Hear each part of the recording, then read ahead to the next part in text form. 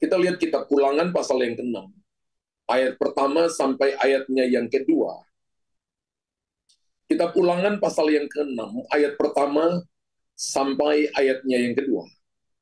Inilah perintah, yakni ketetapan dan peraturan yang aku ajarkan kepadamu atas perintah Tuhan Allahmu untuk dilakukan di negeri kemana kamu pergi untuk mendudukinya. Supaya seumur hidupmu engkau dan anak cucumu takut akan Tuhan Allahmu dan berpegang pada segala ketetapan dan perintahnya yang kusampaikan kepadamu, dan supaya lanjut umurmu. Multimedia tolong ditampilkan ayatnya. Coba agak cepat ditampilkan ayatnya ya. Ulangan pasal 6 ayat 1 sampai ayat yang kedua. Ya. Alkitab mengajarkan bahwa Musa menulis ini supaya dikatakan supaya seumur hidupmu engkau dan anak cucumu takut akan Tuhan Allahmu dan berpegang pada segala ketetapan dan perintahnya yang kusampaikan kepadamu supaya lanjut umurmu. Kalau kita baca ayat ini, ada kerinduan yang besar dari Tuhan supaya semua umat Israel, bahkan orang percaya, itu takut akan Tuhan. Perintah yang seringkali diberikan kepada umat Tuhan itu dalam perjanjian lama, yaitu untuk kita takut akan Allah atau takut akan Tuhan. Ini sangat penting untuk kita memahami apa yang dimaksudkan perintah ini bagi kita selaku orang percaya. Ya Bapak Ibu, ada banyak orang beraktivitas, ada banyak orang melayani, tapi banyak orang juga tidak memiliki takut akan Tuhan. Nah, kita mau belajar malam ini. Hanya untuk waktu kita sungguh-sungguh takut akan Tuhan.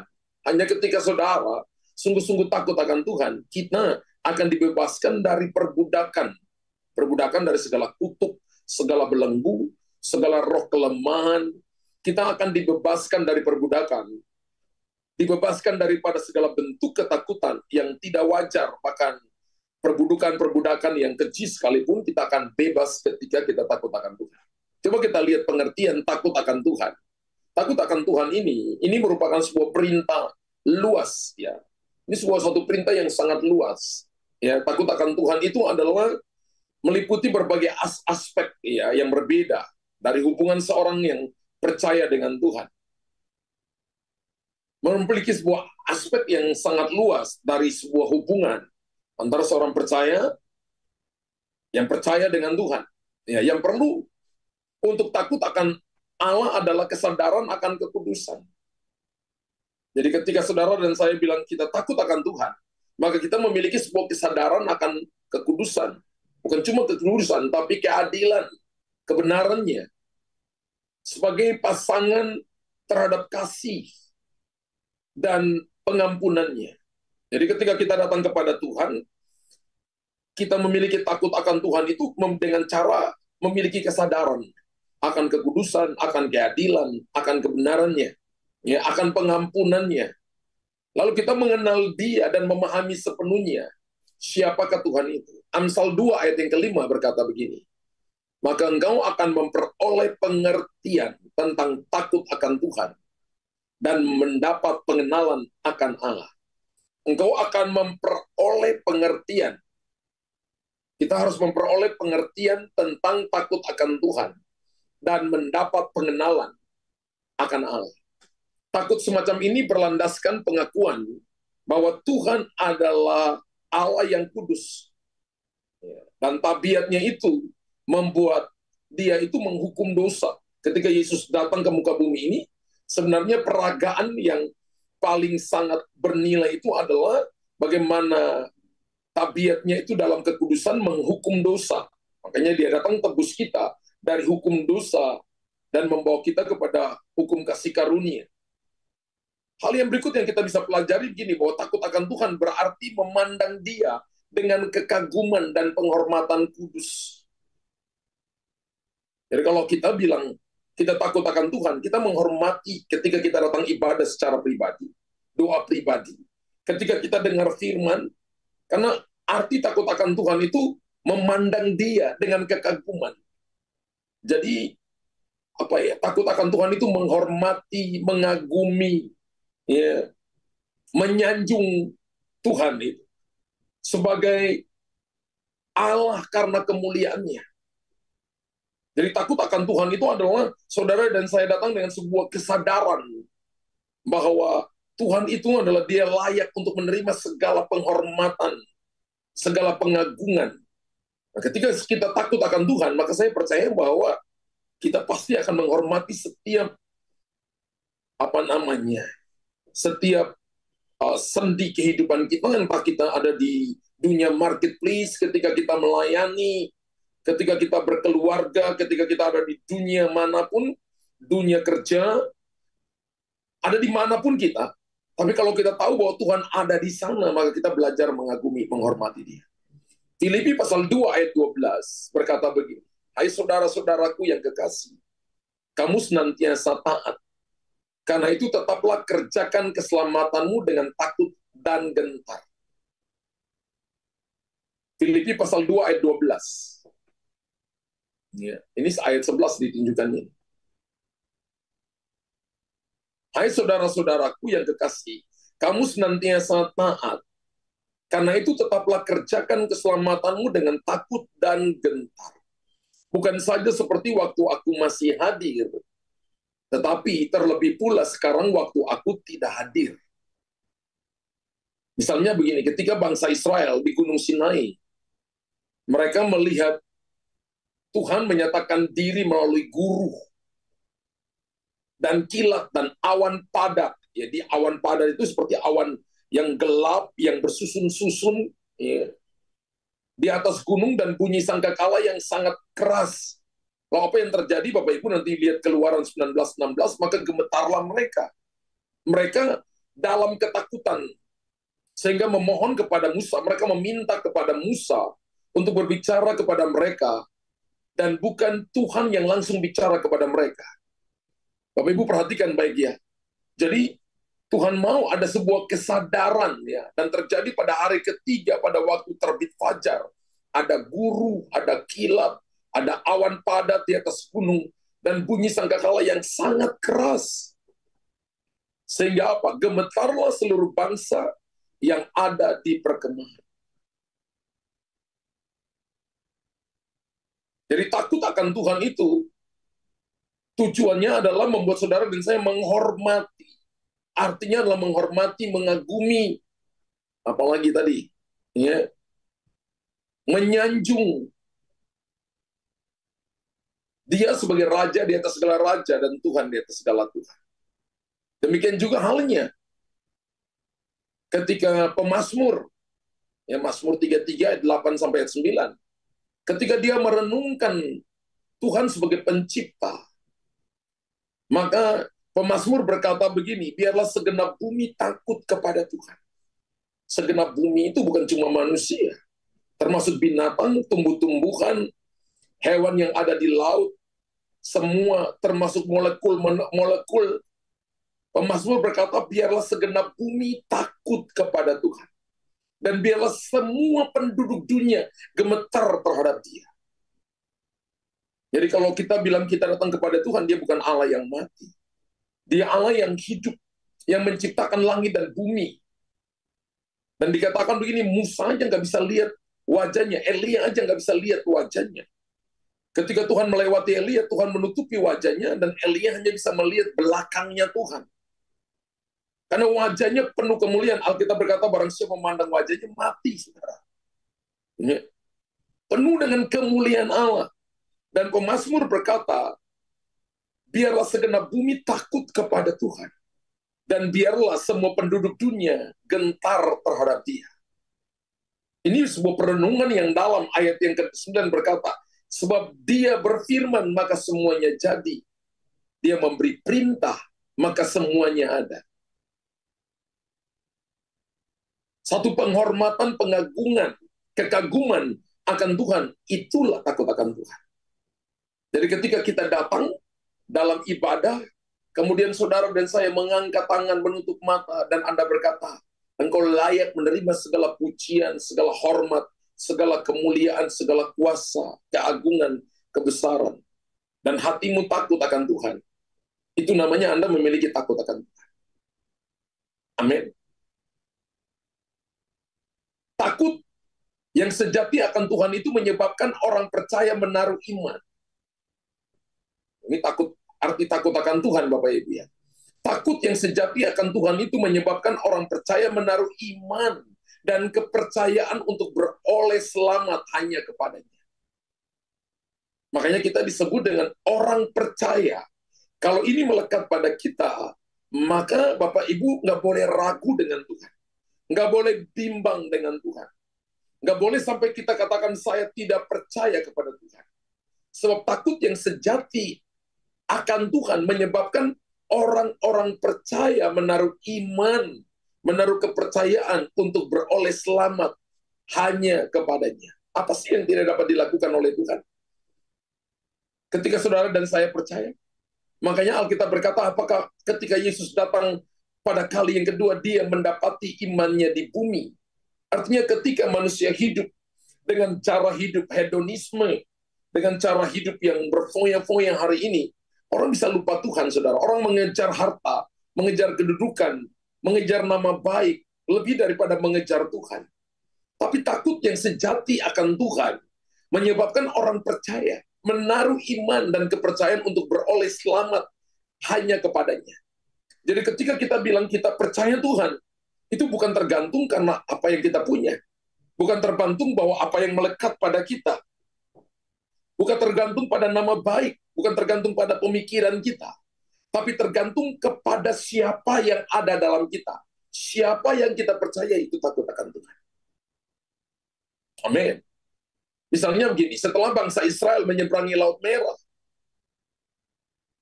dan mereka berjalan di atas tanah kering, mereka menyaksikan ketika kumpulan 3 juta orang ini dipimpin oleh Musa.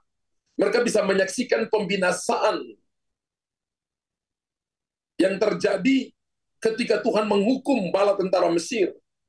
Lalu kalau kita perhatikan Keluaran pasal 14 ayat 31, takutlah bangsa itu kepada Tuhan dan mereka percaya kepada Tuhan.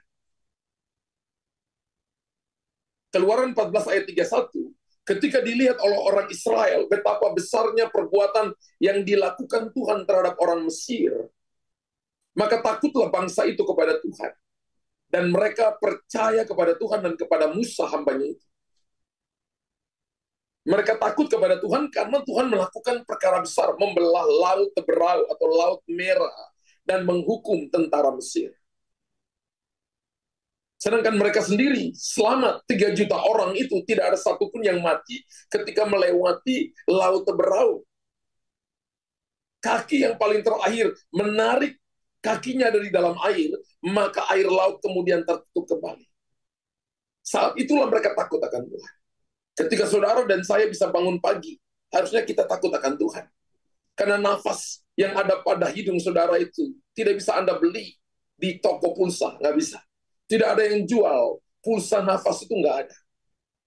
Kalau Anda bisa beli tabung CO2, hanya bertahan 5 atau 6 jam untuk satu tabung. Kalau Anda butuhkan untuk 24 jam sehari, Anda butuh 5-6 tabung. Nggak cukup, saudara. Anda nggak mungkin pergi naik pesawat dengan itu, nggak mungkin naik gunung dengan itu, Anda nggak akan mampu. Tapi kalau hari ini Anda masih bisa bernafas, Anda masih bisa baik-baik, itu anugerah Tuhan yang luar biasa. Itu kebaikan Tuhan yang luar biasa. Pakai setiap tarikan nafas itu untuk memuliakan Tuhan, untuk meninggikan Tuhan. Kalau saudara disembuhkan oleh Tuhan, kalau saudara diberikan kekuatan oleh Tuhan, kalau kita dibukakan pintu-pintu oleh Tuhan, maka memuliakan Tuhan, dan itu namanya takut akan Tuhan. Kita nggak tepuk dada dan berkata, saya yang paling hebat, saya yang paling bisa. Tidak. Sama dengan apa yang dikatakan oleh pemazmur dalam Mazmur 115, Mazmur 115, ayat yang ke-11. Pemazmur meminta orang yang takut akan Tuhan untuk percaya kepada Tuhan. Kenapa? Karena dialah pertolongan kita. Dialah perisai bagi kita. Hai orang-orang yang takut akan Tuhan, percayalah kepada Tuhan. Dialah pertolongan mereka dan perisai mereka. Hari ini kalau saudara dan saya takut kepada situasi dan kondisi, mari belajar percaya, belajar takut akan Tuhan. Takut akan Tuhan dulu, baru percaya kepadanya. Hai orang-orang yang takut akan Tuhan. Pertama, dikatakan takut Tuhan, maka Anda percaya kepada Tuhan. Dan kita akan melihat pertolongan dan akan melihat perlindungan Tuhan. Jadi ada urutannya. Pertama takut Tuhan dulu, baru percaya Tuhan. Kemudian lihat pertolongan Tuhan, dan lihat perisai, perlindungan. Kalau ada perlindungan Tuhan, maka ada juga supply Tuhan. Katakan amin. Katakan amin, saudara. Kalau ada pertolongannya, maka ada juga kingdom supply. Berarti saudara dan saya tidak akan dibiarkan kekeringan, kekurangan. Tapi kita akan makan sampai puas. Dikatakan dialah pertolongan mereka dan perisai mereka. Dengan kata lain, takut akan Tuhan itu menghasilkan di dalam umat Allah pengharapan dan kepercayaan yang kokoh kepadanya. Jadi pertanyaannya gini, apa definisi takut akan Tuhan? Takut akan Tuhan itu selalu menghasilkan, dikatakan dalam umat Allah, pengharapan, kepercayaan yang kokoh kepadanya. Jangan sampai cuma kita ketika lihat hasil baru percaya. Tapi ketika kita ada di lembah, kita tidak percaya.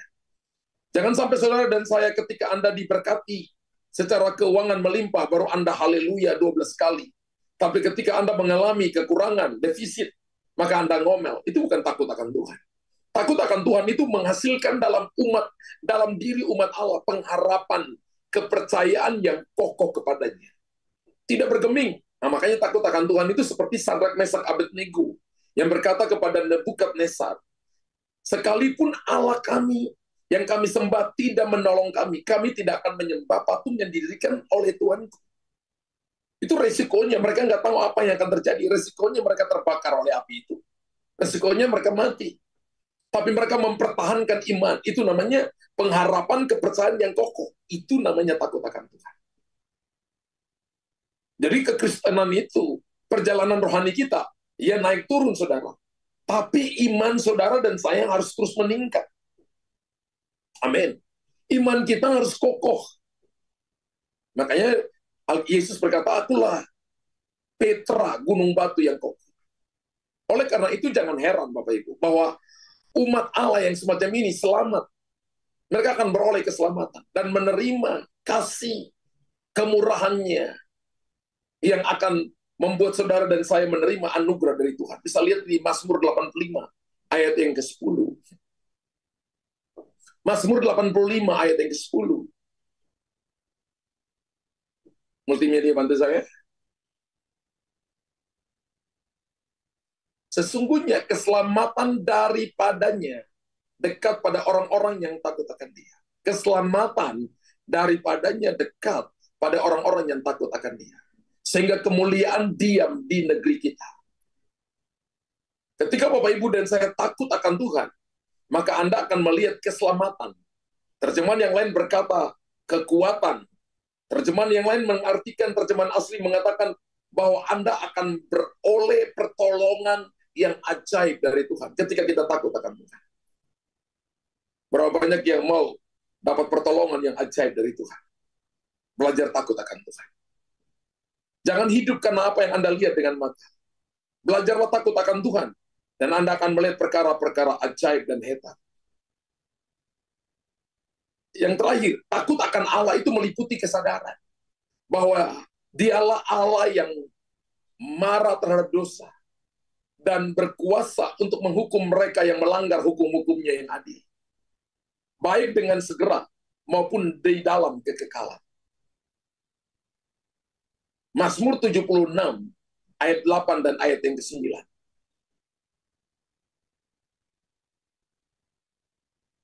Takut akan Tuhan itu adalah, ini sebuah pernyataan yang harus saudara dan saya ingat, bahwa dahsyat engkau, siapa yang tahan berdiri di hadapanmu pada saat engkau murka. Ayat yang ke-8. Dari langit engkau memperdengarkan keputusanmu, bumi takut dan tertegun. Wow, saudara perhatikan baik-baik. Dikatakan begini, bahwa Tuhan menghukum mereka yang melanggar hukum-hukumnya yang adil, baik dengan segera maupun dalam kekekalan.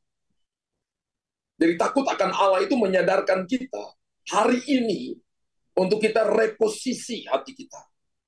Kembali kepada jalan-jalannya Tuhan, supaya kita tidak dihukum satu waktu nanti. Makanya berbeda bahwa penghakiman dimulai dari rumah Allah. Penghakiman itu bukan penghukuman. Firman Tuhan yang saya sampaikan hari ini bisa jadi penghakiman. Tujuannya adalah untuk menyadarkan kita supaya kita kembali kepada jalannya Tuhan. Supaya satu waktu nanti kita tidak dihukum di hadapan Tuhan. Amin, Bapak Ibu. Amin. Jadi ketika kita dengar firman, ketika kita dengar nasihat, maka kita harus punya kerendahan hati untuk mau menerima. Supaya saudara dan saya mereposisi hati kita, supaya kita belajar takut akan Tuhan. Ya, takut akan Tuhan ini perlu diajarkan dari generasi kepada generasi. Kita pribadi juga perlu belajar untuk takut akan Tuhan. Ya, ketika Adam dan Hawa berbuat dosa di Taman Eden, mereka menjadi takut dan berusaha untuk bersembunyi dari hadapan Tuhan. Nanti Bapak Ibu baca dalam Kejadian pasal 3 itu, ayat 8 sampai ayat 10. Dan mereka bersembunyi karena mereka takut akan Tuhan.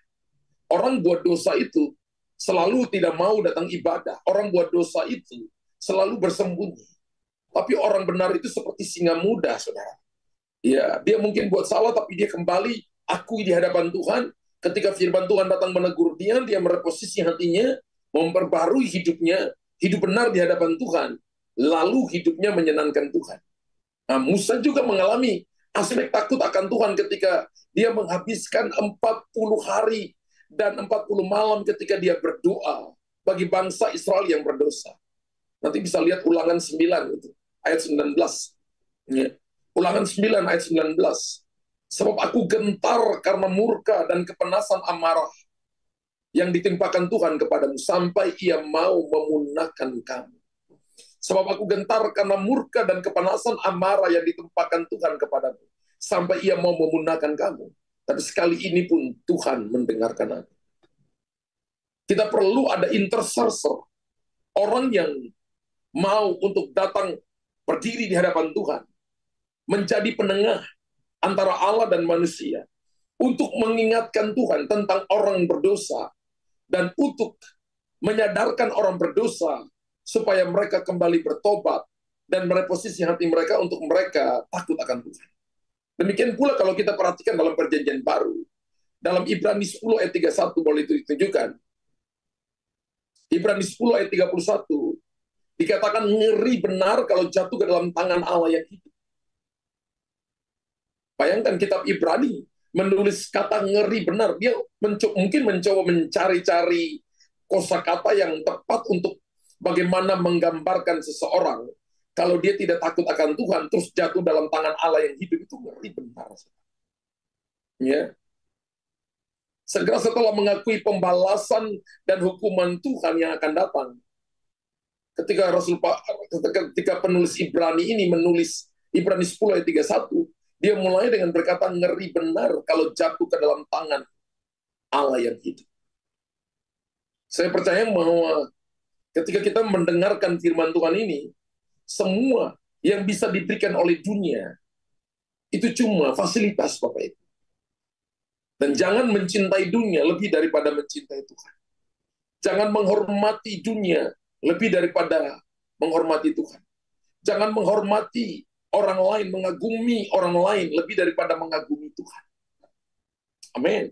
Termasuk jangan mengagumi hamba-hamba Tuhan lebih daripada mengagumi Tuhan. Ya, manusia itu kalau dikagumi, wow, mereka bangga, saudara. Ya, mereka bangga. Misalnya Anda terus kagumi saya, kalau saya nggak jaga hati, bisa sombong, saudara, dan bisa jatuh, bisa hancur. Kagumi Tuhanmu yang hebat dan ajaib, dan Anda akan melihat hal-hal yang luar biasa. Apa alasan untuk takut akan Tuhan? Ini sebuah pertanyaan. Apa alasan untuk takut akan Tuhan?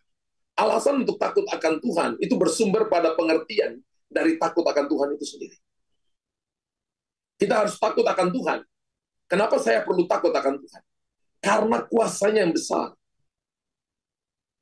Karena dia pencipta segala sesuatu. Dia pencipta Anda dan saya. Dia pencipta semua yang kita punya. Dia ciptakan semuanya. Bisa lihat beberapa ayat dalam kitab Mazmur.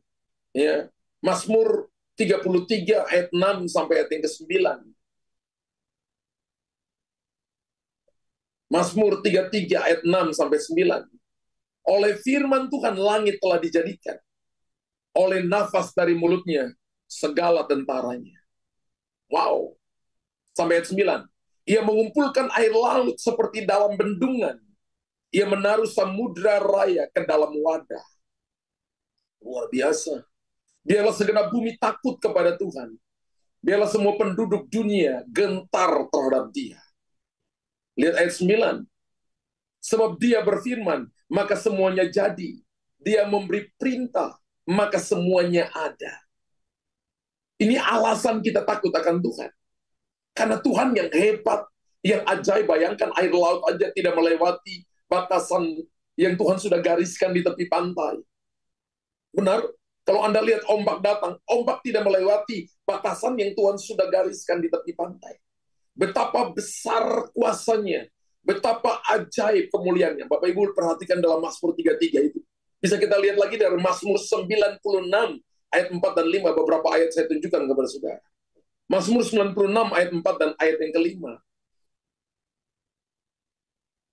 Sebab Tuhan maha besar dan terpuji sangat.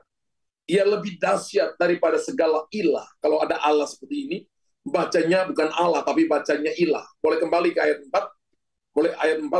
Sebab Tuhan maha besar dan terpuji sangat. Ia lebih dahsyat daripada segala ilah. Ayat yang kelima. Sebab segala ilah, bangsa-bangsa adalah hampa. Tapi Tuhanlah yang menjadikan langit. Dahsyat, saudara. Ini luar biasa. Ya. Pemazmur mengagumi, itu alasan untuk kita takut akan Tuhan. Jadi kalau ditanya, alasan apa saya harus takut akan Tuhan? Karena Dia dahsyat, Dia besar, Dia luar biasa, tidak terhingga pikirannya, Dia pencipta, Dia ajaib, kuasanya tidak tertandingi. Coba kita lihat satu ayat Yunus pasal yang pertama ayat 9. Yunus pasal pertama ayat yang ke-9. Ini alasan-alasan untuk kita takut akan Tuhan. Yunus pertama 9, sahutnya kepada mereka, aku seorang Ibrani, aku takut akan Tuhan, Allah yang empunya langit.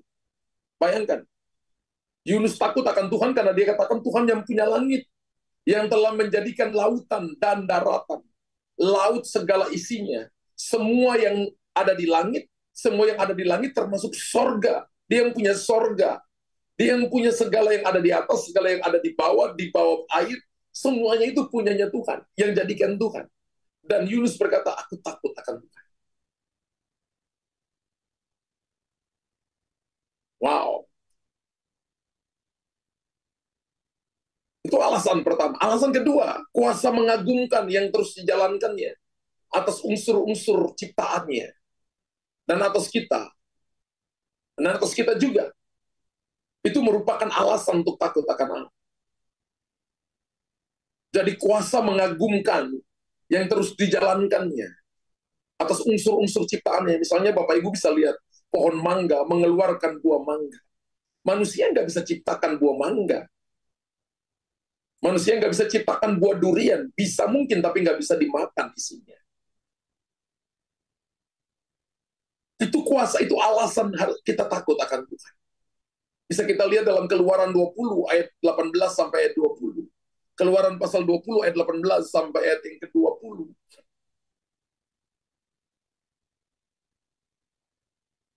Seluruh bangsa itu menyaksikan guru mengguntur, kilat sambung menyambung. Ini unsur-unsur ciptaan, ya, yang diciptakan oleh Tuhan. Kilat sambung menyambung, sangkakala berbunyi, dan gunung berasap. Maka bangsa itu takut dan gemetar, dan mereka berdiri jauh-jauh. Lihat ayat 19. Mereka berkata kepada Musa, engkaulah berbicara dengan kami, maka kami akan mendengarkan. Tetapi janganlah Allah berbicara dengan kami, nanti kami mati. Mereka takut kepada Tuhan karena itu. Tetapi Musa berkata kepada bangsa itu, janganlah takut, sebab Allah telah datang dengan maksud untuk mencoba kamu, dengan maksud supaya kamu takut akan Dia. Dengan maksud supaya takut akan Dia ada padamu, agar kamu jangan berbuat dosa. Wow. Nanti Bapak Ibu bisa lihat Pengkhotbah 3 ayat 14.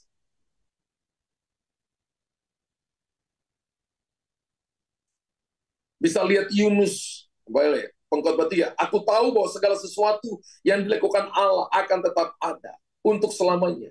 Itu tak dapat ditambah dan tak dapat dikurangi. Allah berbuat demikian supaya manusia takut akan Dia. Segala sesuatu yang dilakukan Allah akan tetap ada untuk selamanya. Wow. Tidak dapat ditambah, tidak dapat dikurangi. Tuhan buat demikian supaya manusia takut akan Dia. Itu alasan kedua, kesinambungan dari seluruh kehidupan. Anda menanam, Anda akan menuai. Ada yang mati, ada yang hidup, pergantian generasi, kebaktian kepemimpinan akan terus berlanjut. Supaya kita belajar takut akan Tuhan.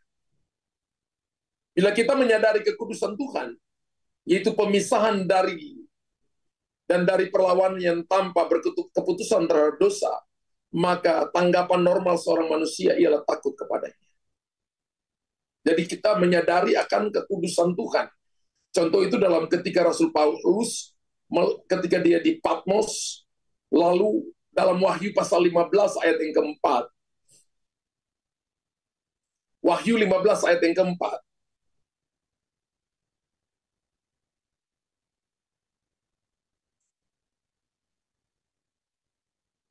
Siapa yang tidak takut ya Tuhan, yang tidak memuliakan namamu, sebab Engkau saja yang kudus.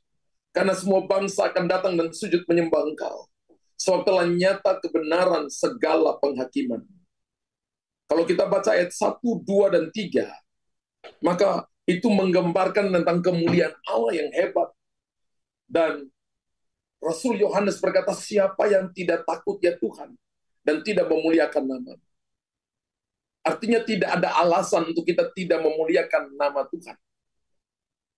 Tidak ada alasan untuk kita tidak mengagumi Dia, meninggikan Dia. Amin. Suatu kebenaran yang kudus dan hikmat itu ialah bahwa Tuhan senantiasa mengawasi dan menilai semua perbuatan kita. Entah itu baik, entah itu buruk, entah itu benar, entah itu berdosa, dan bahwa kita akan mempertanggungjawabkan semua perbuatan itu.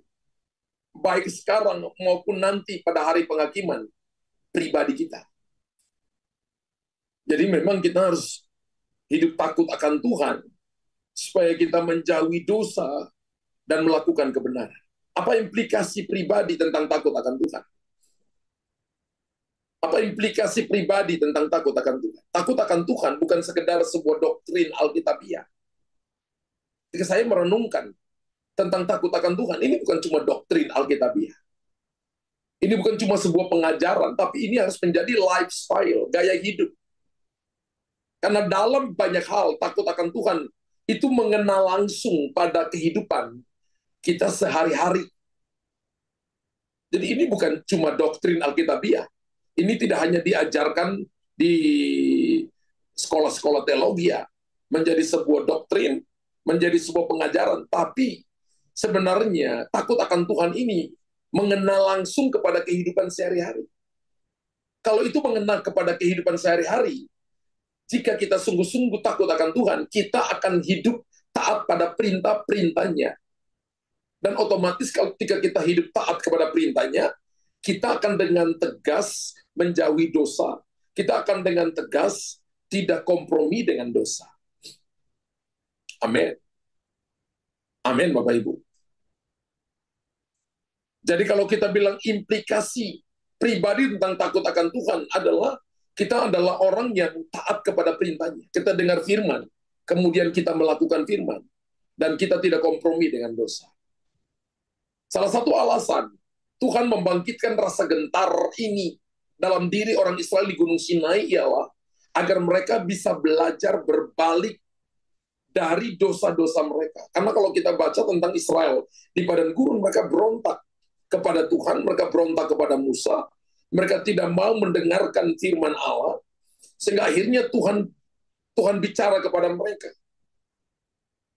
Tapi karena mereka melihat bagaimana Tuhan datang dengan kedahsyatan yang luar biasa, mereka takut kepada Tuhan. Dan mereka berkata kepada Musa, Ulangan 20 ayat 20. Biar saja engkau yang bicara kepada kami, jangan Tuhan, nanti kami mati. Mereka takut, saudara. Ulangan 20 ayat yang ke-20. Boleh tunjukkan ayatnya?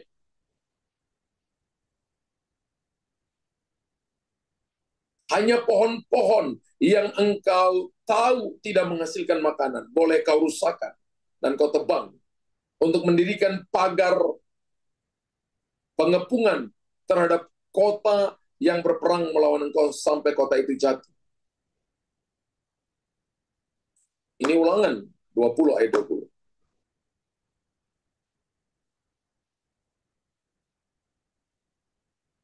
Wow.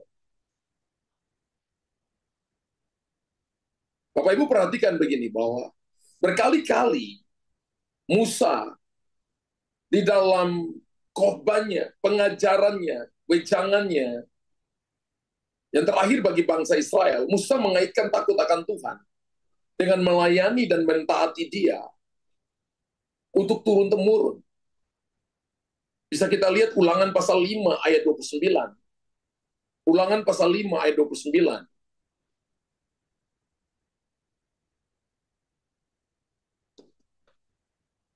Kiranya hati mereka selalu begitu, yakni takut akan Daku, dan berpegang pada segala perintahku supaya baik keadaan mereka dan anak-anak mereka untuk selama-lamanya. Bapak Ibu, ketika kita takut akan Tuhan, maka ini akan menjadi DNA rohani, legacy, warisan rohani, yang akan turun bagi anak-anak kita, anak cucu kita, bukan cuma 1-2 tahun, tapi selama-lamanya. Wow. Luar biasa loh, saudara. Bisa bayangkan, bisa bandingkan ayat ini dengan Ulangan 6 ayat yang kedua. Bisa lompat Ulangan 6 ayat yang kedua. Supaya seumur hidupmu engkau dan anak cucumu takut akan Tuhan. Seumur hidup loh, saudara. Bukan cuma setahun, 2 tahun, 3 tahun, 10 tahun, bukan cuma 20 tahun. Seumur hidupmu engkau dan anak cucumu takut akan Tuhan Allahmu, dan berpegang pada segala ketetapan dan perintah yang kusampaikan padamu, dan supaya lanjut umur. Kalau melihat lanjut umur, belajar takut akan Tuhan. Belajar takut akan Tuhan. Anda akan menikmati panjang umur dan menikmati kebaikan demi kebaikan Tuhan. Coba lihat Ulangan 31 ayat yang kedua, ayat yang ke-12 maksud saya. Ulangan 31 ayat yang ke-12. Seluruh bangsa itu berkumpul, laki-laki, perempuan, dan anak-anak, dan orang asing yang diam di dalam tempatmu, supaya mereka mendengarkan dan belajar takut akan Tuhan. Jadi bukan cuma kita, tapi orang asing. Orang asing adalah orang yang belum terima Yesus sebagai Tuhan dan Juru Selamat. Mereka harus belajar takut akan Tuhan Allahmu. Dan mereka melakukan dengan setia segala perkataan hukum Taurat. Menurut pemazmur, takut akan Tuhan itu sama dengan sangat suka kepada segala perintahnya. Jadi ketika Bapak Ibu suka dengan segala perintahnya, suka baca firman, suka ibadah, itu salah satu definisi, itu salah satu implikasi bahwa saudara takut akan Tuhan. Ketika Anda suka dengan firman Tuhan, makanya kalau kita lihat kisah Rasul itu, Rasul Paulus bisa doa semalam-malaman, saudara, kepada orang Israel. Bahkan ada Theotitus itu jatuh dan mati. Pikirnya sudah doa berkat pulang, saudara. Rasul Paulus turun, tiduri di atas Eutikus itu, kemudian bangkit kembali, khotbah lagi. Ya. Orang jatuh lagi duduk, ngantuk, jatuh, kemudian mati. Rasul Paulus turun, bangunkan dia. Ketika bangkit, lanjutkan khotbah lagi. Dan pemazmur berkata, terutama Mazmur 112 ayat 1, bisa ditunjukkan ayatnya. Mazmur 112 ayat 1, takut akan Tuhan itu sama dengan sangat suka kepada segala perintahnya. Haleluya, berbahagialah orang yang takut akan Tuhan, yang sangat suka kepada segala perintahnya. Wow, jadi itu diumpamakan, didefinisikan, ada implikasi bahwa orang yang takut akan Tuhan itu sama dengan orang yang suka akan perintahnya. Dan orang yang takut akan Tuhan itu implikasinya sama dengan orang yang mengikuti ketetapan-ketetapannya. Waktu saya selidiki ini, saya belajar ini, banyak kali kita ini distraction, saudara, kita ini keluar. Karena kita mengejar hal-hal yang tidak terlalu urgent yang kita kejar. Pada hal-hal yang sangat esensial, yang sangat penting, itu ada di dalam ini, pelajaran ini, dalam takut akan Tuhan. Mazmur 119 ayat yang ke-63. Mazmur 119 ayat 63, banyak ayat malam ini Bapak Ibu. Banyak ayat ya. Mazmur 119 ayat 63.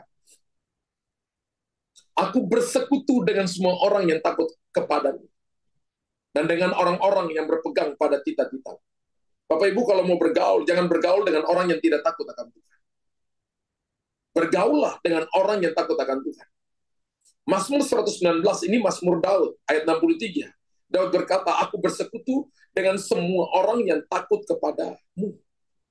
Yang takut kepadamu, takut kepada namamu. Dan dengan orang-orang yang berpegang pada tita-titamu. Hebat loh. Pastor, apakah ada orang yang takut akan Tuhan di sekeliling saya? Banyak. Anda perlu berdoa dan minta. Bagaimana melihatnya? Lihat ketika dia suka ibadah, dia suka berdoa. Ketika dia ketemu Anda, dia ngomong firman, dia tidak gosipkan orang lain. Dia tidak membicarakan orang lain. Itu tanda bahwa orang itu takut akan Tuhan. Bergaul dengan dia, dan Anda akan menyaksikan kemurahan dan kebaikan Tuhan mengikuti hidupmu senantiasa. Amin. Ketika saudara lakukan itu, saudara akan melihat perkara-perkara hebat, perkara-perkara ajaib yang akan Tuhan nyatakan dalam kehidupan saudara. Ada beberapa ayat lagi, saudara. Ingat bahwa Allah itu berjanji, Tuhan itu berjanji untuk memberikan pahala, reward, kepada semua orang yang takut akan Dia. Karena Amsal 22 ayat 4, Amsal 22 ayat yang keempat berkata begini, ganjaran kerendahan hati dan takut akan Tuhan adalah dapat triple key, kekayaan, kehormatan, kehidupan. Berapa banyak yang mau kekayaan? Tulis di kolom komentar, saya mau. Tapi kata kuncinya, rewardnya di situ adalah takut akan Tuhan. Tuhan berjanji memberikan pahala, reward, kepada semua orang yang takut akan Dia.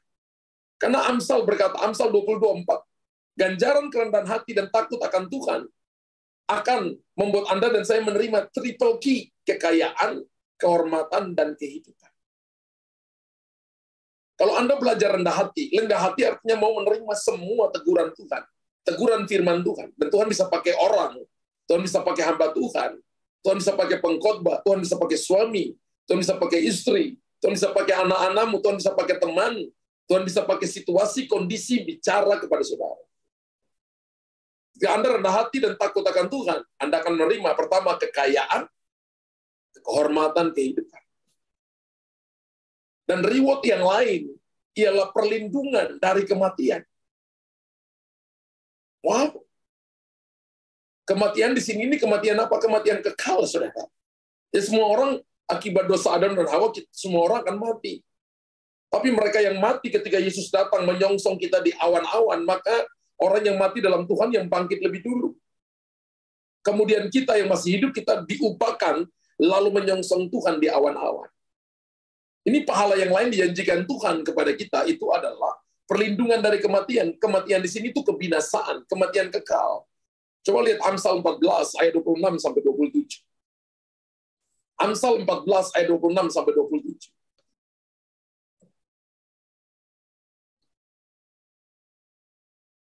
Dalam takut akan Tuhan ada ketentraman yang besar. Bahkan ada perlindungan bagi anak-anaknya. Takut akan Tuhan itu ada tentram. Ketentraman itu damai, tidak takut. Hati penuh sukacita, hati tetap percaya dipenuhi hadirat Allah. Itu takut akan Tuhan. Itu implikasinya. Ayat yang ke-27 berkata begini. Ayat 27 berkata begini. Takut akan Tuhan adalah sumber kehidupan sehingga orang terhindar dari jerat maut. Jadi takut akan Tuhan itu adalah sumber kehidupan. Kalau Anda mau lihat hidup penuh dengan sukacita, maka belajar takut akan Tuhan. Karena itu adalah sumber kehidupan dan terhindar dari jerat maut. Bahkan dikatakan bahwa takut akan Tuhan, reward-nya bukan cuma dapat kekayaan, kehormatan, kehidupan, tapi perlindungan dari kematian. Dikatakan juga, tapi ada juga persediaan kebutuhan sehari-hari. Wow, ketika Bapak, ini jadi pergumulan kita kan. Ketika Bapak Ibu belajar takut akan Tuhan, maka implikasinya akan ada penyediaan Tuhan bagi kita. Every day, Mazmur 34 ayat 10. Coba kita lihat, Mazmur 34 ayat 10. Singa-singa muda merana kelaparan. Tetapi, tadi ayat yang ke-10. Oke, singa-singa muda merana kelaparan. Tetapi orang-orang yang mencari Tuhan tidak kekurangan sesuatu yang baik. Naik ayat 10. Ini ayat 10 ya. Oke. Takut akan Tuhan, hai orang-orangnya yang kudus, sebab tidak berkekurangan orang yang takut akan Dia. Persediaan kebutuhan sehari-hari, kita tidak akan mengalami kekurangan. Ketika kita belajar takut akan Tuhan. Bisa lihat lagi Mazmur 111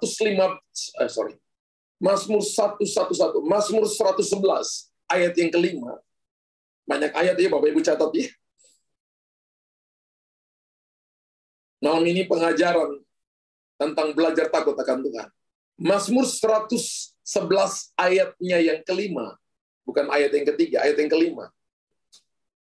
Diberinya rezekinya kepada orang-orang yang takut akan Dia. Ia ingat untuk selama-lamanya akan perjanjiannya. Diberinya berkat persediaan kepada orang-orang yang takut akan Dia. Ia ingat untuk selama-lamanya akan perjanjiannya. Bahkan sampai penyediaan kepada saudara dan saya setiap hari. Tuhan ingat, saudara. Makanya doa Bapa kami, berikanlah kepada kami makanan kami yang secukupnya. Artinya Tuhan menjanjikan kita tidak akan kekurangan. Dan hidup yang panjang. Jadi bukan cuma kekayaan kehormatan, bukan cuma perlindungan dari kematian, bukan cuma persediaan kebutuhan sehari-hari, tapi hidup yang panjang. Amsal 10 ayat 27. Coba kita lihat Amsal 10 ayat 27.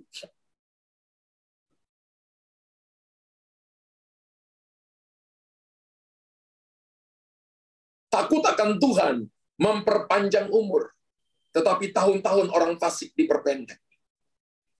Wow. Saya lihat contoh tuh mama saya di rumah, saudara.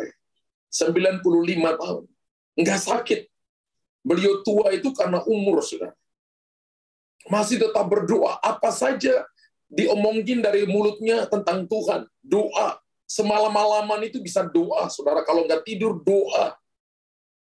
Kalau saya ada di sampingnya, selalu berkata, Pak Pendeta, doain mama, doain. Saya tuh lihat, saya kagum dengan mama. Panjang umur loh, saudara. 95 tahun. Tahun depan sudah 96 tahun. Panjang umur. Hidup yang panjang. Amsal 10 ayat 27 tadi berkata begini, takut akan Tuhan, memperpanjang umur. Tapi tahun-tahun orang fasik diperpendek. Saya renungkan, saudara ya. Mereka yang takut akan Tuhan tahu bahwa orang yang takut akan Tuhan akan beroleh kebahagiaan. Apapun yang terjadi di sekitar mereka, mereka akan tahu mereka akan beroleh kebahagiaan. Pengkhotbah pernah berkata dalam Pengkhotbah 8 ayat 12 sampai ayat 13. Pengkhotbah 8 ayat 12 sampai ayat 13 berkata begini. Coba lihat kita Pengkhotbah 8, 12, 13. Walaupun orang yang berdosa dan yang berbuat jahat 100 kali hidup lama, namun aku tahu bahwa orang yang takut akan Allah akan beroleh kebahagiaan. Sebab mereka takut terhadap hadirat-Nya. Ada orang yang tidak takut akan Tuhan, menurut Pengkhotbah, mereka bisa hidup panjang umur, tapi mereka tidak bahagia. Ayat 13 berkata begini. Tapi orang yang fasik tidak akan beroleh kebahagiaan, dan seperti bayang-bayang ia tidak akan panjang umur, karena ia tidak takut terhadap hadirat Allah.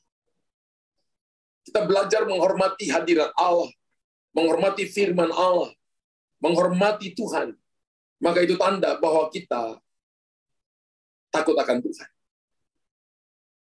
Kalau Bapak Ibu perhatikan, takut akan Tuhan itu disertai dengan keyakinan. Takut akan Tuhan itu disertai juga dengan kenyamanan rohani yang tidak terkatakan bagi umat Tuhan. Dalam perjanjian baru, kalau kita lihat dalam Kisah Rasul 9 ayat 31, itu mengaitkan takut akan Tuhan dengan dorongan Roh Kudus. Kisah Rasul 9 ayat 31, takut akan Tuhan itu mengaitkan takut akan Tuhan dengan dorongan Roh Kudus. Selama beberapa waktu jemaat di seluruh Yudea, Galilea, dan Samaria berada dalam keadaan damai. Jemaat itu dibangun hidup dalam takut akan Tuhan. Jumlahnya makin bertambah besar oleh pertolongan dan penghiburan Roh Kudus. Ketika Roh Kudus ada dalam saudara, saya percaya itu akan membuat saudara semakin takut akan Tuhan. Karena mereka yang hidup tanpa takut akan Tuhan, itu tidak akan menyadari kehadiran Tuhan, tidak akan menyadari kasih karunia dan perlindungannya. Tapi orang-orang yang hidup dalam takut akan Tuhan, kita akan melihat, kita akan taat kepada perintahnya, kita akan mengalami keamanan rohani, kita akan mendalami setiap kebenaran firman Tuhan yang kita dengar, dan kita akan hidup di dalam pengurapan Roh Kudus. Saya percaya, saudara, saya yakin bahwa Tuhan akan melepaskan jiwa orang-orang yang menolak takut akan Tuhan dari maut, dari kematian, dan dari keyakinan yang salah akan Tuhan. Tapi mereka akan dibawa dalam rule-nya Tuhan, untuk mereka mengerti tentang kebenaran dan menghidupi kebenaran itu. Mazmur 33 ayat 18 sampai ayat 19.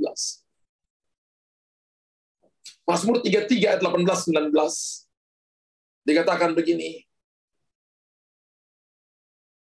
Sesungguhnya mata Tuhan tertuju pada mereka yang takut akan Dia, kepada mereka yang berharap akan kasih setia. Jadi mata Tuhan tertuju kepada mereka yang takut akan Tuhan. Berapa banyak yang mau suka diperhatikan Tuhan?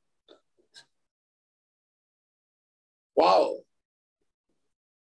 Kalau Anda mau diperhatikan Tuhan, belajar takut akan Tuhan. Ayat 18 kita baca.